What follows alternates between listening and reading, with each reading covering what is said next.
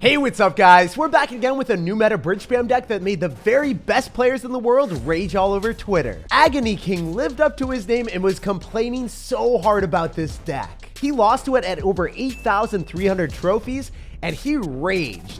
When he lost to a deck this dumb, he couldn't even believe it existed. But I can't show you everything he said. If you're able to safely stack up elixir collectors while defending with annoying cards like Witch, Mini Pekka, and Dark Prince that are near impossible to break through, your cost-efficient cards will give you positive elixir trades on defense, while your elixir collectors make you bank. And even if you don't have a standard win condition like a Hog Rider, Goblin Drill, or Battle Ram, you don't need it. If you're up enough elixir and you have a raged up Witch always spawning skeletons, splashing onto your opponent's air cards, while the Dark Prince swiftly sweeps away any bait cards. So your Mini Pekka can meander its way through and pound the tower. Fast moving cards like raged up skeletons from the Witch, Mini Pekka, or Dark Prince are incredibly tough to stop. If this deck is making a ton of pro players rage above 8,300 trophies, we gotta test it out for ourselves. So let's go jump straight to some games and assert dominance. Don't forget to subscribe to the channel so you never miss out on any of the daily videos. Thanks to everyone that's supporting the channel with creator code SirTag. This deck is all about counter push life, so if he makes the first decision, spamming stuff into witch skeletons, he's not gonna be happy. Also, the bar barrel being out of cycle means that he can't clean up all the witch skeletons and also the heal spirit, so really good point for us to go and augment our witch with an ice golem so that his musketeer can't damage us down from a distance. Since the witch doesn't have as long of range, it's pretty important that we keep her alive here. I'm also going to go in for a rage, because if we rage up the witch while she's locked onto the tower, that is way more splash damage for me, and I felt like it was worth it, so I went with it. I don't like dropping the Dark Prince here, but I didn't know if the Goblin Cage was going to hit my tower, so I freaked out for a second. Hey, the Dark Prince isn't going to waste its charge, so then it might even splash onto the Royal Recruits and the tower. Oh, that's straight up painful. That is horrible for our opponent. I haven't seen this deck with Musketeer before. Like, I've never seen Royal Recruits with Musketeer. It's almost always a Fly Machine, so it's interesting. I'm going to Ice Golem last possible second. He's going to mirror up the Royal Recruits. Wait. Level 16 Dark Prince. I know you're going to die, but I want you to fulfill your destiny. If you locked onto the tower like the last one, that would have been hilarious. Wait, without the Recruits and Cycle, can I just go Mini Pekka here? And then cycle back to another Dark Prince? I don't think he's able to defend this, like, very easily at least. He's going to have to Barb Drill, so I can Heal Spirit and make the prediction on the Barb Drill. Oh, he didn't. He went for arrows instead. Well played, well played. So if I had been able to go in for the Heal Spirit and keep the Witch alive and kept spawning skeletons, that would have been game-ending damage. It doesn't work out as planned all the time, but sometimes when it does, it's incredibly fulfilling. So Dark Prince locks onto the tower on the right-hand side. It did disastrous damage on the left, and it's kind of just giving us damage every single time that we look at it. Dark Prince, if I look at you again, are you going to give me the entire tower? It's like paying me for giving him attention or something.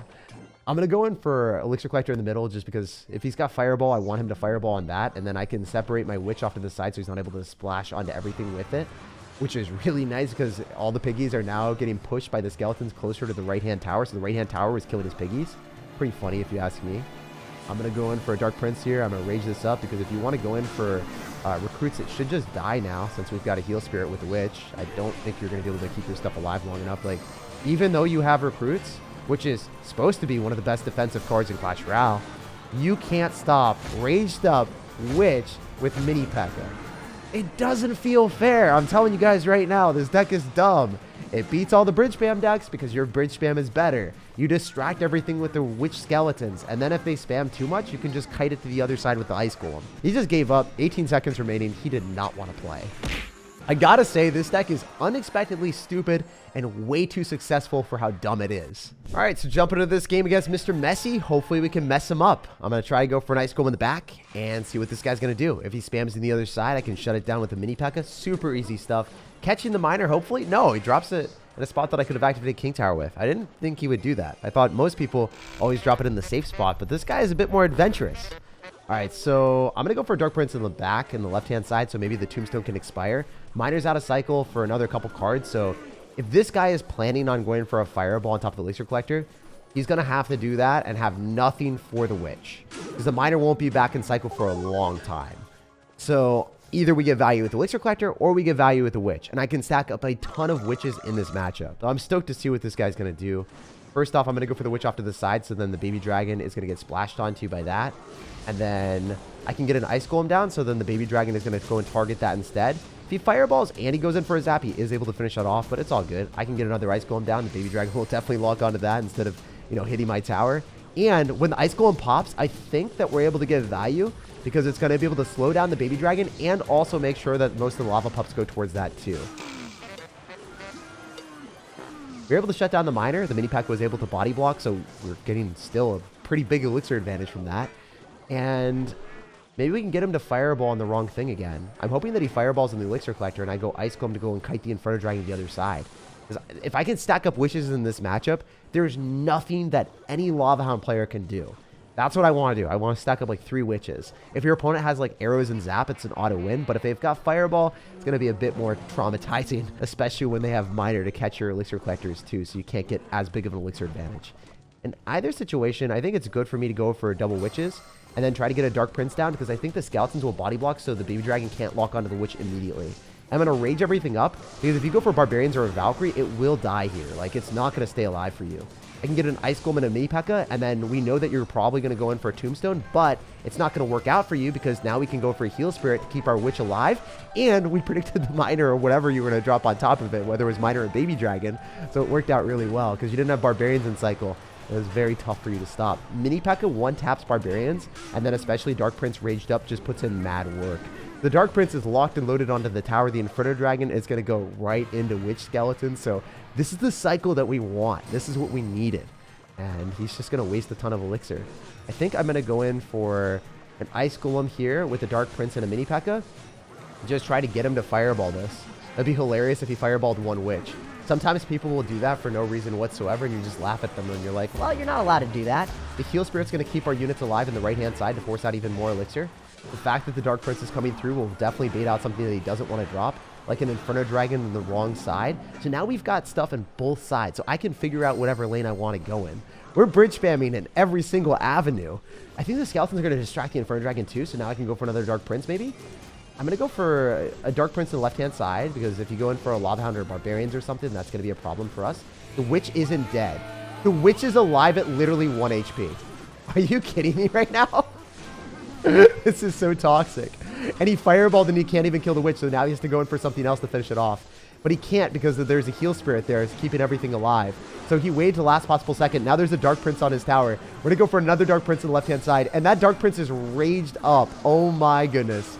This man is not happy. There's no universe where you look at this game and you're like, yeah, this is something that I wanted to play against. We can mini Pekka after you fireball as well. Because you still haven't killed everything. You probably have to go Barbarians or Zap. And my mini Pekka is able to one-shot every one of the Barbarians. Ice Golem win condition. Wait. My Ice Golem won the game. Clash Royale, you guys have been asking me for an Ice Golem win condition for 5 years now. First time, it's actually happened. All right, we got a game against Mr. Raptor, so hopefully we can rip his towers to shreds. Definitely want to go for an Ice Golem to kick open the game and just see what he's going to do. If you balloon me first play, that is the worst thing for me to see because I only have one air counter, and it's the Witch, and it doesn't even kill the balloon fast enough. And it's guaranteed one hit on my tower every single time, which, I mean, is okay if we're able to stack up multiple Witches, but this is going to be a challenge. Okay, you're going to have Royal Delivery Balloon Fast Cycle, so you're probably going to end up having Freeze in this deck as well. Okay, I think I want to go in for Mini Pekka, but I think Dark Prince is a little bit cheaper because I would also be showcasing my mirror. I'm going to go for the Dark Prince instead. And if you go in for your own Witch, I know exactly what deck you're running. This is the deck with Miner, Balloon Freeze, and it is very, very good in double elixir. So I don't want to allow him to be able to make that happen. Wait, he has Giant Skeleton instead. Wait, this is not the deck that I usually play against. I'm so weirded out by this. Oh my gosh, the Ice Golem kited it to the other side, so I don't have to worry about it anymore. Because I think the Skeletons from the Witch are going to be able to pull and twist that Giant Skeleton in the right direction. I'm going to Heal Spirit just in case, so I guarantee that I don't take any damage from that. But here's the problem. I have absolutely nothing right now for the Witch on the right-hand side. And he's also going to Royal Delivery on this. So I think I need to go in for Dark Prince, and I need to go in for a Mini Pekka, and I need to rage it up in the right-hand side and try to get my damage with his Witch out of cycle and his Royal Delivery out of cycle.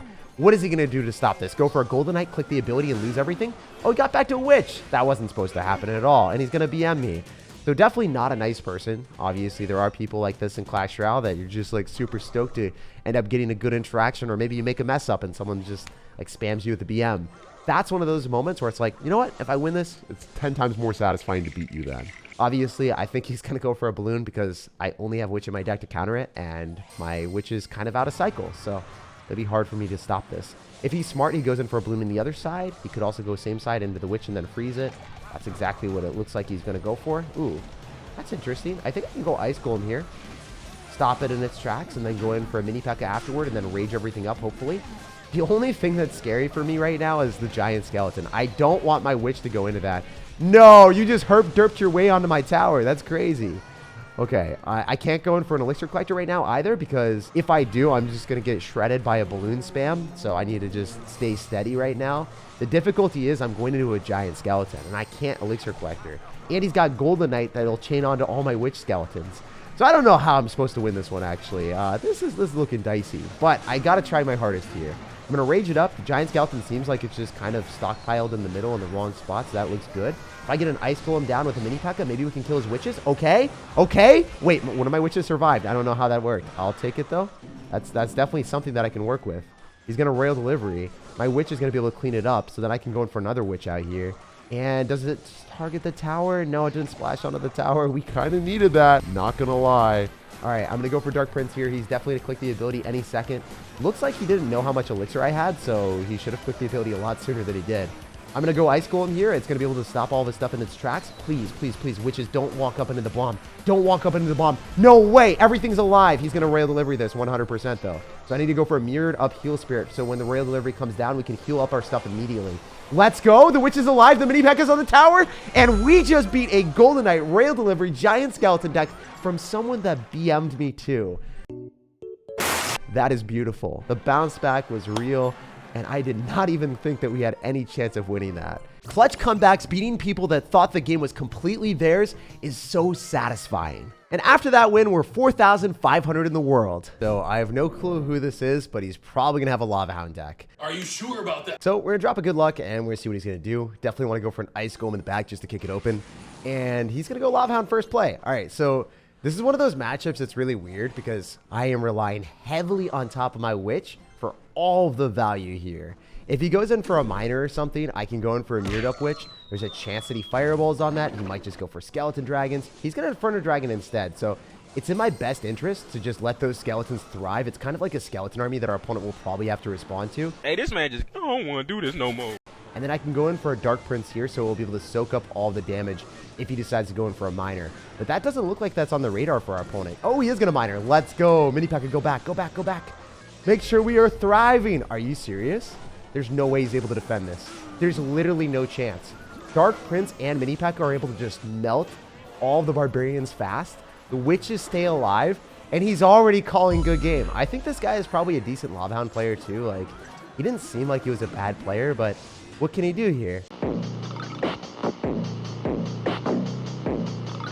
I mean, there's witches spawning an endless amount of skeletons. They're just locked onto the 3 crown. The skeleton dragons can't even target my witches.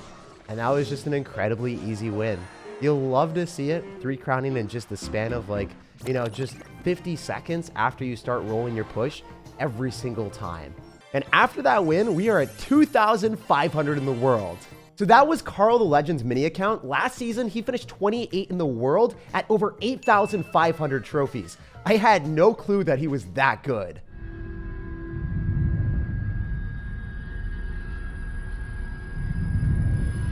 Like, subscribe for more daily videos, and have an incredible rest of your day.